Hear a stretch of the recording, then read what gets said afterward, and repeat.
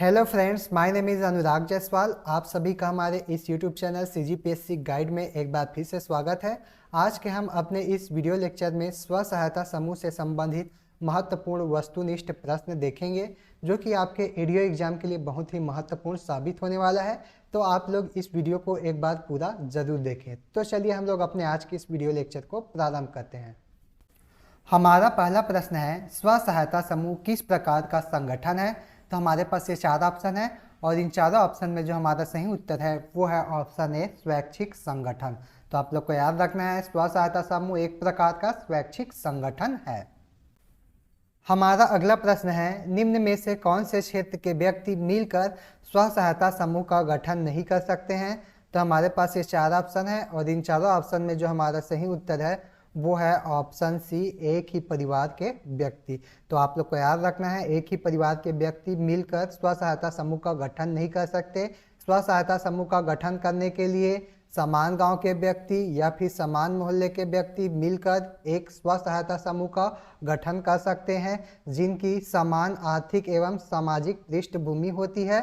ठीक है, तो आप लोग को याद रखना है, समान गांव या समान मोहल्ले के एक समान आर्थिक एवं सामाजिक पृष्ठभूमि वाले 10 से 20 व्यक्ति आपस में मिलकर क्या करते हैं, स्व सहायता समूह का गठन करते हैं। हमारा अगला प्रश्न है, स्व सहायता समूह के बचत बैंक खाता खोलने के लिए निम्न में से किस पदाधिकारी का व्यक्तिगत रूप से उपस्थित होकर हस्ताक्षर करना अनिवार्य है। तो हमारे पास ये चार ऑप्शन है, जिसमें से पहला है स्व सहायता समूह के अध्यक्ष, दूसरा है स्व सहायता समूह के सचिव, तीसरा है स्व सहायता समूह के कोषाध्यक्ष और चौथा है उपरोक्त सभी। तो हमारा जो सही उत्तर होगा वो है उपरोक्त सभी। तो आप लोग को याद रखना है, स्व सहायता समूह के बचत बैंक खाता खोलने के लिए स्व सहायता समूह के अध्यक्ष, स्व सहायता समूह के सचिव और कोषाध्यक्ष, इन तीनों ही जो पदाधिकारी हैं उनका व्यक्तिगत रूप से उपस्थित होकर हस्ताक्षर करना अनिवार्य है। हमारा अगला प्रश्न है, स्व सहायता समूह से संबंधित कौन सा कथन सत्य है। तो हमारे पास ये चार ऑप्शन है, जिसमें से पहला है सप्ताह में न्यूनतम एक बैठक होनी चाहिए, जो कि बिल्कुल सही है। दूसरा है बैठक में 50% गढ़पूर्ति आवश्यक होती है, तो ये कथन भी सही है। तीसरा है बैठक सामुदायिक भवन या सदस्यों के घर में बारी बारी से होना चाहिए, तो ये कथन भी बिल्कुल सही है। इसलिए हमारा जो सही उत्तर होगा वो है ऑप्शन डी, उपरोक्त सभी। यहाँ पर तीनों ही कथन बिल्कुल सत्य है। हमारा अगला प्रश्न है, स्व सहायता समूह के पदाधिकारियों का चयन अधिकतम कितने वर्ष के लिए होगा। तो हमारे पास ये चार ऑप्शन है और इन चारों ऑप्शन में जो हमारा सही उत्तर है वो है ऑप्शन बी, 2 वर्ष के लिए। तो आप लोग को याद रखना है, स्व सहायता समूह के पदाधिकारियों का चयन अधिकतम 2 वर्षों के लिए होगा। हमारा अगला प्रश्न है, निम्न में से कौन सा कार्य स्व सहायता समूह के अध्यक्ष का है। तो हमारे पास ये चार ऑप्शन है, जिसमें से पहला है समूह का बैठक बुलाना एवं उसकी अध्यक्षता करना, जो कि बिल्कुल सही है। यहाँ पर अध्यक्ष का क्या कार्य होता है, समूह का बैठक बुलाना और उसकी अध्यक्षता करना। दूसरा है समूह में निर्णायक मत देना, तो ये भी कार्य अध्यक्ष का ही है। तीसरा है समूह का संचालन करना, तो समूह को संचालित करने का कार्य कौन करता है, अध्यक्ष के द्वारा किया जाता है, तो ये कथन भी सही है। इसलिए हमारा जो सही उत्तर होगा वो है ऑप्शन डी, उपरोक्त सभी। हमारा अगला प्रश्न है, निम्न में से कौन सा कार्य स्व सहायता समूह के सचिव का है। तो हमारे पास ये चार ऑप्शन है, जिसमें से पहला है बैठकों की कार्यवाही का अभिलेख तैयार करना, जो कि बिल्कुल सही है। दूसरा है समूह के सभी रजिस्टर का देखभाल करना, तो ये भी सही है। तीसरा है अध्यक्ष की अनुपस्थिति में बैठकों का संचालन एवं अध्यक्षता करना, तो ये भी सही है। इसलिए हमारा जो सही उत्तर होगा वो है ऑप्शन डी, यहाँ पर तीनों ही कथन सत्य है। तो आप लोग को याद रखना है, स्व सहायता समूह के सचिव का क्या कार्य है, तो बैठक में जो भी कार्यवाही होती है उसका अभिलेख तैयार करना और समूह में जितने भी रजिस्टर हैं उनका देखभाल करना। इसके अलावा यदि किसी बैठक में अध्यक्ष अनुपस्थित है तो उस बैठक का संचालन एवं अध्यक्षता करना किसका कार्य है, तो सचिव का है। हमारा अगला प्रश्न है, निम्न में से कौन सा कार्य स्व सहायता समूह के कोषाध्यक्ष का है। तो हमारे पास यहाँ पर चार ऑप्शन है, जिसमें से पहला है बैंक में पैसा जमा करना, दूसरा समूह के पैसे का हिसाब किताब रखना, तीसरा समस्त वित्तीय दस्तावेजों को सुरक्षित रखना। तो हमारा जो सही उत्तर होगा वो है ऑप्शन डी, क्योंकि यहाँ पर जो तीनों ही कथन है वो बिल्कुल सत्य है। तो आप लोग को याद रखना है, स्व सहायता समूह के कोषाध्यक्ष का क्या कार्य होता है, बैंक में पैसा जमा करना, समूह के पैसों का हिसाब किताब रखना और समस्त वित्तीय दस्तावेजों को सुरक्षित रखना। हमारा अगला प्रश्न है, स्व सहायता समूह के सदस्यों को आंतरिक ऋण प्रदान करने के लिए क्या शर्त होगी? तो हमारे पास ये 4 ऑप्शन है, जिसमें से पहला है, प्रथम बार में कोई सदस्य को उसकी बचत के 10 गुना से ज़्यादा ऋण नहीं दिया जाएगा। तो ये कथन बिल्कुल सही है। दूसरा है, पूर्व में लिए गए ऋण का 90% वापस किया जा चुका हो। तो ये कथन भी बिल्कुल सही है। तीसरा है, सदस्य की उपस्थिति 90% हो। तो ये कथन भी बिल्कुल सही है।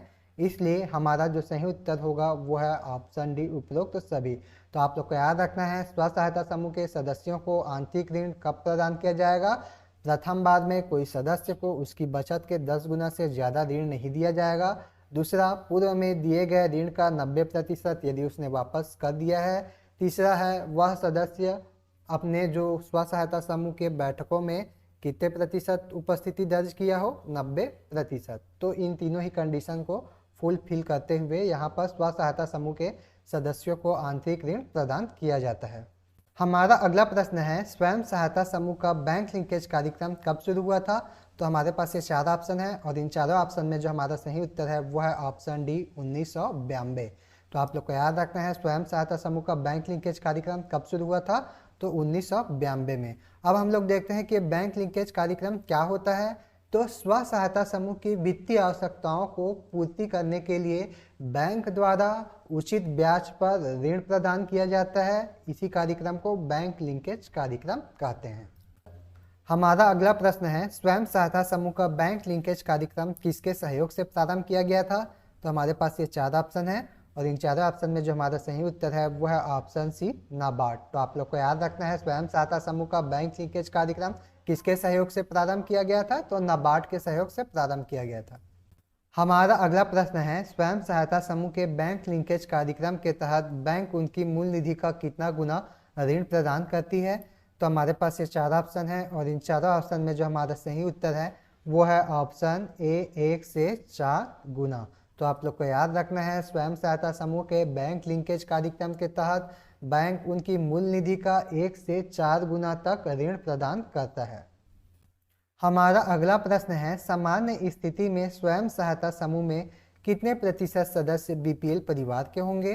तो हमारे पास ये 4 ऑप्शन है और इन चारों ऑप्शन में जो हमारा सही उत्तर है वो है ऑप्शन सी, 80%। तो आप लोग को याद रखना है, सामान्य स्थिति में स्वयं सहायता समूह में 80% सदस्य बीपीएल परिवार के होंगे। हमारा अगला प्रश्न है, निम्न में से कौन सा कार्यक्रम विश्व की सबसे बड़ी माइक्रो फाइनेंस कार्यक्रम है? तो हमारे पास ये 4 ऑप्शन है और इन चारों ऑप्शन में हमारा जो सही उत्तर है वो है ऑप्शन ए, स्व सहायता समूह बैंक लिंकेज कार्यक्रम। ठीक है, तो स्व सहायता समूह के लिए जो बैंक लिंकेज कार्यक्रम है वो विश्व की सबसे बड़ी माइक्रो फाइनेंस कार्यक्रम है। हमारा अगला प्रश्न है, स्व सहायता समूह की सदस्यता के लिए न्यूनतम शुल्क कितना है? तो हमारे पास ये 4 ऑप्शन है और इन चारों ऑप्शन में जो हमारा सही उत्तर है वो है ऑप्शन सी, 10 रुपये। तो आप लोग को याद रखना है, स्व सहायता समूह की सदस्यता के लिए न्यूनतम शुल्क कितना होता है? तो 10 रुपये होता है। हमारा अगला प्रश्न है, महिला स्व सहायता समूह में आंतरिक ऋण की प्रक्रिया को गति देने तथा कोष के आकार में वृद्धि करने के लिए कौन सी निधि जारी किया जाता है? तो हमारे पास ये 4 ऑप्शन है और इन चारों ऑप्शन में जो हमारा सही उत्तर है वो है ऑप्शन ए, चक्री निधि। तो आप लोग को याद रखना है, महिला स्व सहायता समूह में आंतरिक ऋण की प्रक्रिया को गति देने तथा कोष के आकार में वृद्धि करने के लिए चक्री निधि जारी किया जाता है। हमारा अगला प्रश्न है, स्व सहायता समूह को चक्री निधि प्राप्त करने के लिए निम्न में से कौन सी शर्त आवश्यक है? तो हमारे पास ये 4 ऑप्शन है, जिसमें से पहला है, ऐसे समूह जिन्होंने 3 माह पूर्ण कर लिया हो। दूसरा है, 3 माह में 12 या उससे अधिक बैठकों में पंचसूत्र का पालन किया हो। तीसरा है, समूह का बैंक में बचत खाता खुला हो। तो हमारा जो सही उत्तर होगा वो है ऑप्शन डी, उपरोक्त सभी। तो यहाँ पर तीनों ही कंडीशन फुलफिल होगा तब किसी भी स्व सहायता समूह को चक्री निधि प्रदान किया जाएगा। हमारा अगला प्रश्न है, स्व सहायता समूह को चक्री निधि प्राप्त करने के लिए कम से कम कितने ग्रेडिंग अंक प्राप्त करने की आवश्यकता होती है? तो हमारे पास ये 4 ऑप्शन है और इन चारों ऑप्शन में जो हमारा सही उत्तर है वो है ऑप्शन सी, 60%। तो आप लोग को याद रखना है, स्व सहायता समूह को चक्री निधि प्राप्त करने के लिए कम से कम 60% ग्रेडिंग अंक प्राप्त करने की आवश्यकता होती है। हमारा अगला प्रश्न है, वित्तीय वर्ष 2023-24 के लिए कितने स्व सहायता समूह को चक्रीय निधि प्रदान किया गया है? तो हमारे पास ये 4 ऑप्शन है और इन चारों ऑप्शन में जो हमारा सही उत्तर है वो है ऑप्शन ए 33,850। ठीक है, तो आप लोग को इसको याद रखना है। और ये डाटा किसके अनुसार है? तो ये प्रशासकीय प्रतिवेदन के अनुसार है, जबकि आर्थिक सर्वेक्षण में कितना डाटा दिया है? 33,859। ठीक है, तो ये दोनों ही डाटा आप लोग को याद करते हुए चलना है। हमारा अगला प्रश्न है, वित्तीय वर्ष 2023-24 के लिए कितने स्व सहायता समूह को बैंक लिंकेज प्रदान किया गया है? तो हमारे पास ये 4 ऑप्शन है और इन 4 ऑप्शन में जो हमारा सही उत्तर है वो है ऑप्शन ए 1,13,444। ठीक है, तो आप लोग को इसको याद रखना है। हमारा अगला प्रश्न है, नवंबर 2024 तक वित्तीय वर्ष 2024-25 के लिए कितने स्व सहायता समूह को चक्रीय निधि प्रदान किया गया है? तो हमारे पास ये 4 ऑप्शन है और इन 4 ऑप्शन में जो हमारा सही उत्तर है वो है ऑप्शन ए 16,981। तो आप लोग को याद रखना है, नवंबर 2024 तक वित्तीय वर्ष 2024-25 के लिए 16,981 स्व सहायता समूह को चक्रीय निधि प्रदान किया गया है। और ये डाटा किस में दिया है? तो प्रशासकीय प्रतिवेदन में दिया है, जबकि आर्थिक सर्वेक्षण में क्या डाटा दिया है? 12,842। तो इन दोनों डाटा को आप लोग को याद रखते हुए चलना है। हमारा अगला प्रश्न है, नवंबर 2024 तक वित्तीय वर्ष 2024-25 के लिए कितने स्व सहायता समूह को बैंक लिंकेज प्रदान किया गया है? तो हमारे पास ये 4 ऑप्शन है और इन चारों ऑप्शन में जो हमारा सही उत्तर है वो है ऑप्शन सी 52,270।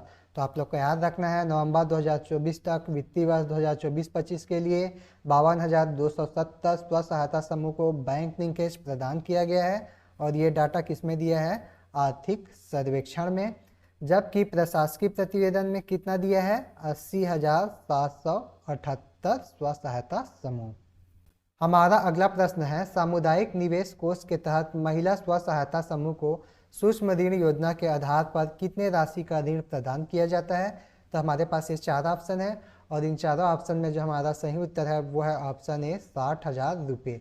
तो आप लोग को याद रखना है, सामुदायिक निवेश कोष के तहत महिला स्व सहायता समूह को सूक्ष्म ऋण योजना के आधार पर 60,000 रुपये का ऋण प्रदान किया जाता है। हमारा अगला प्रश्न है, सामुदायिक निवेश कोष के तहत महिला स्व सहायता समूह को सूक्ष्म ऋण योजना के आधार पर प्राप्त राशि किसके माध्यम से वापस किया जाता है? तो हमारे पास ये 4 ऑप्शन है और इन 4 ऑप्शन में जो हमारा सही उत्तर है वो है ऑप्शन ए ग्राम संगठन।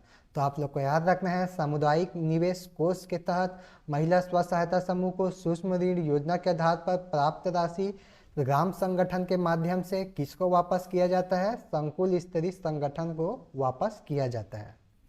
हमारा अगला प्रश्न है, सामुदायिक निवेश कोष के तहत महिला स्व सहायता समूह को मिलने वाली राशि किस प्रकार की राशि होती है? तो हमारे पास जो 4 ऑप्शन है उनमें से जो सही उत्तर होगा वो है ऑप्शन ए ऋण। तो आप लोग को याद रखना है, सामुदायिक निवेश कोष के तहत महिला स्व सहायता समूह को जो मिलने वाली राशि है वो किस प्रकार की राशि होती है? तो ऋण के रूप में होती है। हमारा अगला प्रश्न है, सामुदायिक निवेश कोष के लिए कौन सा स्व सहायता समूह पात्र होगा? तो हमारे पास ये 4 ऑप्शन है और इन 4 ऑप्शन में जो हमारा सही उत्तर है वो है उपरोक्त सभी। क्योंकि यहाँ पर हम लोग देखेंगे सामुदायिक निवेश कोष के लिए कौन से स्व सहायता समूह पात्र होंगे? ऐसे स्व सहायता समूह जो 6 माह पूर्ण कर लिया हो, दूसरा है 6 माह में 24 या उससे अधिक बैठकों में पंचसूत्र का पालन किया हो, तीसरा है समूह द्वारा सूक्ष्म ऋण योजना बनाया गया हो। तो ये तीनों ही कंडीशन फुलफिल होगा तभी सामुदायिक निवेश कोष के तहत ऋण प्रदान किया जाता है। तो हमारा जो सही उत्तर होगा वो क्या होगा? उपरोक्त सभी। तो यह था हमारा आज का वीडियो लेक्चर, जिसके अंतर्गत हम लोगों ने स्व सहायता समूह से संबंधित महत्वपूर्ण वस्तुनिष्ठ प्रश्न को देखा है। यदि आप लोगों को यह वीडियो पसंद आया तो इस वीडियो पर लाइक और कमेंट करना ना भूलें। साथ ही हमारे इस चैनल को सब्सक्राइब जरूर करें। आज के लिए बस इतना ही, धन्यवाद।